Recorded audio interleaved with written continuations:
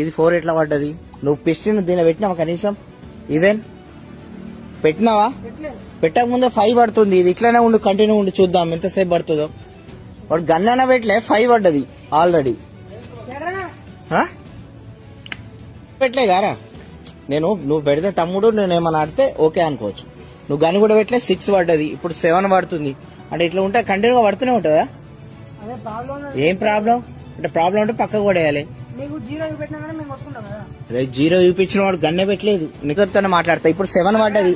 అరే ఇట్లా ఉంటా ఎంత కంటిన్యూ ఎంత పడుతుంది చూడు. ఆ పిస్టిన్ అన్న పెట్టలే 7 పడ్డది. ఇప్పుడు కంటిన్యూ రీడింగ్ చేంజ్ అవుతుంది. పెట్రోల్ బంక్ వాళ్ళు మీటర్లలో సెట్టింగ్లు పెట్టుకొని ఎక్కువ డబ్బులు తీసుకొని దాని తగ్గట్టు పెట్రోల్ వేయకపోతే మీరు వాళ్ళ మీద కంప్లైంట్ చేయొచ్చు.